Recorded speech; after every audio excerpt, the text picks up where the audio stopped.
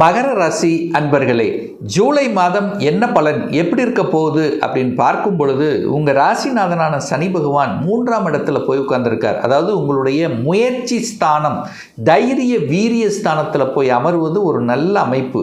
அந்த தைரிய வீரிய ஸ்தானத்தின் அதிபதியான குரு பகவான் அந்த சனி பகவானை பார்க்குறது, அதாவது உங்கள் ராசிநாதனை பார்ப்பது ஒரு நல்ல அமைப்பு தான். அந்த குரு உச்சமாக இருந்து பார்க்குறார். அப்போது இந்த மகர ராசி என்பவர்களுக்கெல்லாம் தைரியமாக வீரியமாக துணிச்சலோடு செயல்படக்கூடிய ஒரு மாதமாக இருக்கும். சுறுசுறுப்பு ஆட்டோமேட்டிக்காக இருக்கும். அதாவது எப்படி இருக்கும்னா, எதையும் சாதிக்கணும், ஏதோ ஒன்று பண்ணணும், ஒரு அடுத்த லெவலுக்கு போகணும் அப்படிங்கிற அந்த என்ன உணர்வுகள் பார்த்திங்கன்னா பேஸ் ரொம்ப ஸ்ட்ராங்காக அமையக்கூடிய தன்மை.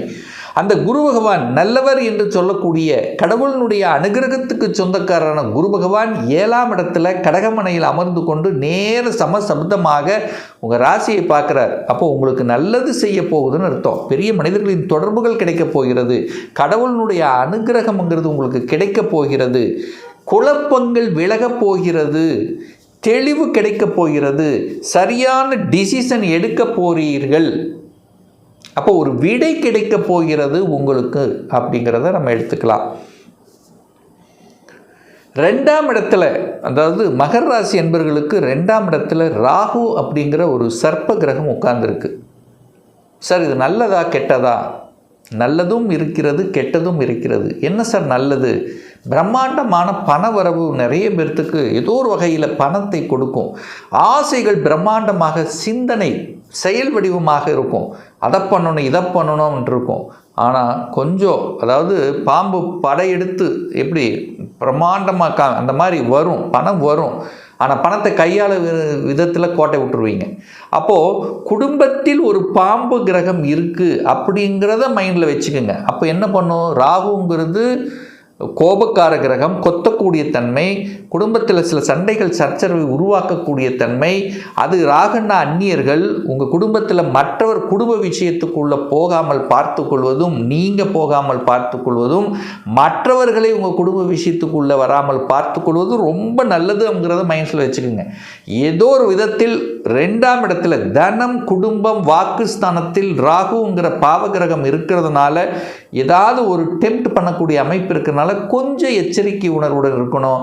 வாக்கு எதை கொடுக்குறோமோ அதை மட்டும் கொடுக்கணும். தேவையில்லாத வாக்குகளை கொடுப்பதோ அல்லது உங்கள் குடும்பத்துக்குள்ள மற்றவர்களுடைய என்ன சொல்கிறது, யாராவது ஒரு தலையீடு உள்ளே வராமல் பார்த்து கொள்வதும் நல்லது அப்படிங்கிறத மைண்டில் வச்சுக்கோங்க.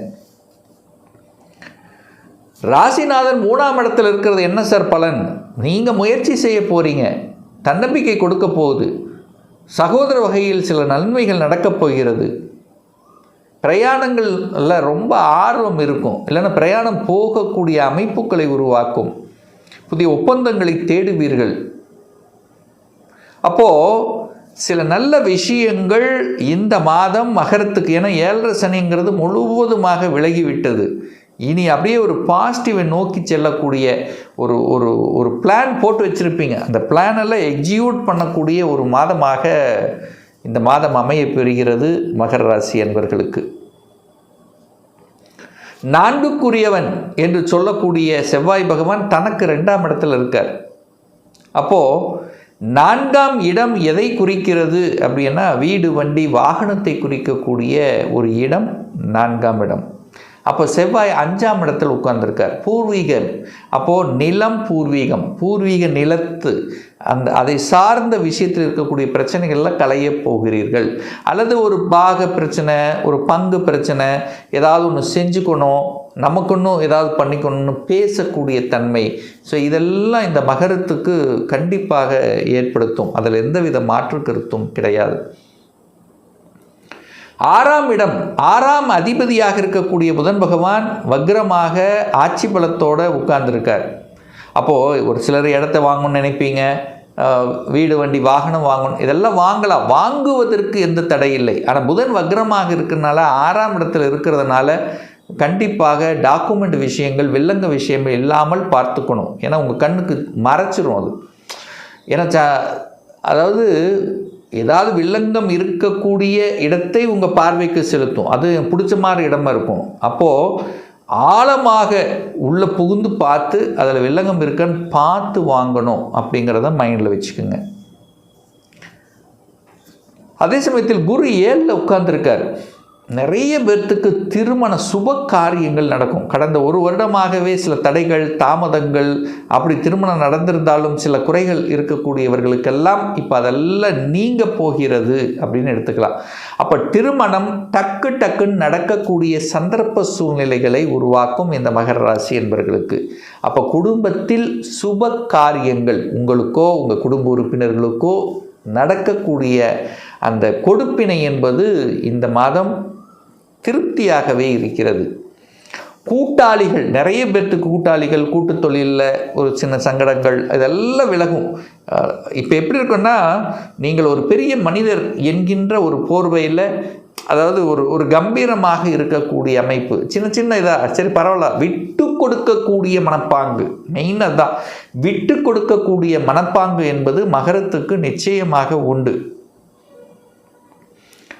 8க்குரியவன் 6ல் இருக்கான்னா, கெட்டவன் கிட்டிடும் ராஜயோகம் அப்படின்னு சொல்லக்கூடிய அமைப்புக்கேற்ப அரசாங்கத்தின் மூலமாக சில நன்மைகள், திடீர் அரசாங்கத்தில் இருக்கின்றவர்களுக்கு உத்தியோக மாற்றம், இடமாற்றம், ஊர் மாற்றம், ஒரு டிரான்ஸ்ஃபர் கிடைக்கிறது, ஒரு சிலருக்கு திடீர்னு ப்ரமோஷன் கிடைக்கிறது. இதெல்லாம் இந்த மகரத்துக்கு இப்போ எந்த தடையும் இல்லை. இதெல்லாம் நடக்கக்கூடிய அமைப்புங்கிறது உண்டு. நிறைய பேர் கவர்மெண்ட் எக்ஸாம் எழுதணும் என்கின்ற ஆசைகள் அதிகமாக உங்கள் மனசுக்குள்ளே வரும். கவர்மெண்ட் எக்ஸாமில் ஒரு சக்ஸஸ் ஆகக்கூடிய அமைப்பு, இல்லை அதை சார்ந்த விஷயங்கள் நன்மை தரக்கூடிய அமைப்பு இருக்குது. பெரிய மனிதர்களின் தொடர்புகள், நிறைய நண்பர்கள் கிடைக்கக்கூடிய அமைப்பு, புதிய நண்பர்கள் கிடைக்கக்கூடிய அமைப்பு, அவர்கள் மூலமாக அனுகூலம், ஆதாயம், உங்களுக்கு சில விஷயங்களில் நன்மைகள் நடக்கக்கூடிய அமைப்புகள்ங்கிறது எல்லாமே இந்த மாதம் நல்லா இருக்குது. ஒரே ஒரு விஷயம், தகப்பனுடைய ஹெல்த் விஷயத்தில் மட்டும் கொஞ்சம் அக்கறை எடுத்துக்கணும். பொதுவாகவே இந்த மகரத்துக்கு பார்த்திங்கன்னா, அப்பான்னாலே ஏதோ ஒரு குறை இருக்கும். அப்பாவுக்கும் உங்களுக்கும் ஏதோ ஒரு வகையில் ஒரு மனக்கசப்பு அல்லது ஒரு குறை, இல்லை அவருக்கு ஹெல்த் பிரச்சனை, அல்லது நீங்கள் அவரை விட்டு விலகி இருப்பது, சில சங்கடங்களை தருவது, இந்த மாதிரி ஏதாவது ஒரு சின்ன நூலிலையில் ஒரு குறைங்கிறது மகர ராசி என்பவர்களுக்கு கண்டிப்பாக இருக்கும். அதை நீங்கள் பெரிதாக எடுத்துக்கொள்ளக்கூடாதுங்கிறதை ஆழமாக மனதில் பதிய வைத்துக் கொள்ளுங்கள். பாக்யாதிபதியாக இருக்கக்கூடியவர் புதன் பகவான். அந்த புதன் பகவான் ஆட்சி பலத்தோட ஸ்ட்ராங்காக இருக்குது. அப்போ பாக்யாதிபதி நல்லா இருக்குது. நீங்கள் சனி என்கின்ற இந்த ராசிநாதன் பாக்யஸ்தானத்தை பார்க்கறதுனால ஒரு பாக்கியத்தை அடைவதற்காக ஒரு முயற்சி எடுத்துகிட்ருப்பீங்க. அது சக்ஸஸை கொடுக்கும். எப்படி சார் சொல்கிறீங்க அப்படின்னா, குரு உங்கள் ராசியை பார்க்குறார், உங்கள் ராசி அதிபதியை பார்க்குறார். அப்போது உங்களை பார்க்குறார், ஒரு நல்லவர் உங்களை பார்க்குறார். 11ஆம் இடத்தை 11ஆம் அதிபதி பார்க்குது. இது ஒரு நல்ல அற்புதமான நிகழ்வு. அதாவது 11ஆம் இடம் என்பது தான் ஒருத்தருடைய அபிலாஷைகள் நிறைவேற்றிக் கொள்வது, தன்னுடைய ஆசைகள் கிடைப்பது, லாபத்தை அனுபவிப்பது, மகிழ்ச்சி, சந்தோஷம், இதெல்லாம் கொடுப்பது இந்த 11ஆம் இடம்தான். அந்த 11ஆம் அதிபதியாக இருக்கக்கூடியவர் செவ்வாய், அவரை 11ஆம் இடத்தை பார்க்குறார். அதே சமயத்தில் குரு 11ஆம் இடத்தை பார்க்குது. ஸோ இது ரெண்டும் இந்த மாதம் உங்களுக்கு மிகப்பெரிய ஒரு ஃபேவராக இருக்கிறதுன்னு சொல்லுவேன். அப்போ 11ஆம் இடம் நன்மை பயக்கக்கூடிய இடம், எதிலும் வெற்றியை கொடுக்கக்கூடிய இடம், தன்னுடைய ஆசைகளை நிறைவேற்றக்கூடிய இடம். இப்போ படிப்பில் இருக்கீங்கன்னா, படிப்பு எந்த படிக்கணும் அப்படின்னு ரொம்ப நாளாக உங்கள் மனசில் நினச்சிட்டு இருப்பீங்க பாருங்கள், அது கிடைக்கக்கூடிய இடம். அதனால் ஒரு சந்தோஷம் கிடைக்கக்கூடிய இடம். திருமணம் தடைபட்டு இருக்குது, இப்போ திருமணம் நடக்குது, ஒரு ஃபிக்ஸ் ஆயிடுச்சு, ஒரு ஹாப்பினஸ் கிடைக்கக்கூடிய இடம்.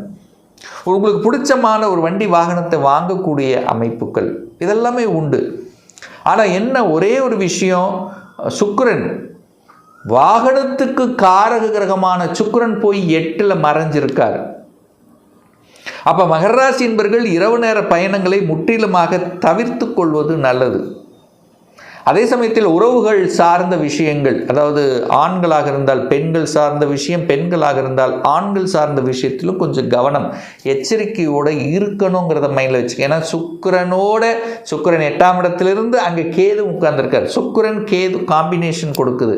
அப்போது உறவுகளில் அந்த ஆண் பெண் சார்ந்த விஷயங்கள், காதல் அப்படிங்கிறதுலையும் கொஞ்சம் கவனம் எச்சரிக்கையுடன் இருக்கணுங்கிறத மைண்டில் வச்சுங்க.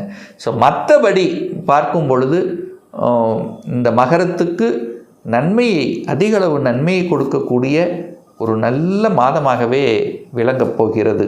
ஒரு நல்ல தெய்வ வழிபாடு, ஆஞ்சநேயர் வழிபாடு எடுத்துக்குங்க. மனதில் சந்தோஷத்தையும் மகிழ்ச்சியும் கொடுக்கும், தைரியத்தை கொடுக்கும். இப்போ சொன்னது ஒரு பொது பலன். இன்னும் ஒரு துல்லிய பலன். உங்கள் ஜாதகத்தில் கிரகங்கள் எப்படி இருக்குது, என்ன ஆதிபத்தியம் பெற்றிருக்கு, எந்த டிகிரியில் அமர்ந்திருக்கு, இப்போ நடப்பு தசாநாதன், புத்திநாதன், அந்தரநாதன், சூட்சமநாதன் எப்படி இருக்குது என்பதை பொறுத்து நீங்கள் கேட்கக்கூடிய எந்த கேள்வியாக இருந்தாலும் சரி, சொந்த தொழிலா அல்லது வேலையா, எந்த கொடுப்பினை நமக்கு இருக்கிறது, எந்த கோர்ஸ் படிப்பதற்குண்டான விதி கொடுப்பினை நம்முடைய ஜாதகத்தில் இருக்கிறது, திருமணம் தடைப்பட்டு கொண்டே இருக்கு, எப்போ தான் சார் திருமணம் நடக்கும், எப்போ எனக்கு ப்ரமோஷன் கிடைக்கும், இடமாற்றம் கிடைக்கும், வீடு கட்டணும்னு ஆசைப்படுறேன், எப்போ அதுக்கு சாத்தியமாகும், எப்போ குழந்தை பாக்கியம் கிடைக்கும், இது போன்ற கேள்விகளுக்கு துல்லியமான பதிலை நம்மால் கூற முடியும். ஒரு பர்சனல் கன்சல்டேஷன் எடுத்துக்கணும், உங்களுடைய சுயஜாதகம் பார்க்கணும், உங்களை பற்றி தெரிஞ்சுக்கணும் என்று விருப்பப்படக்கூடிய அன்பர்கள் டிஸ்பிளே தெரியக்கூடிய நம்பருக்கு வாட்ஸ்அப் மூலயமாகவோ ஃபோன் கால் மூலயமாகவோ தொடர்பு கொண்டு நேரடியாகவோ அல்லது ஆன்லைன் மூலமாகவோ கன்சல்டேஷன் எடுத்துக்கலாம். நம்மளுடைய அலுவலகம் கோயம்புத்தூரில் அமைந்துள்ளது. ப்ரியர் அப்பாயின்மெண்ட் வாங்கிட்டு நேரடியாக கன்சல்டேஷன் எடுத்துக்கலாம். நிச்சயமாக இந்த பதிவு ஏதாவது ஒரு ரூபத்தில் உங்களுக்கு யூஸ்ஃபுல்லாக இருக்கும், அதில் எந்த மாற்று கருத்தும் கிடையாது. நம்முடைய சேனலை ஃபஸ்ட்டு டைம் நீங்கள் பார்க்குறீங்கன்னா மறக்காமல் சப்ஸ்கிரைப் பண்ணிக்கிங்க.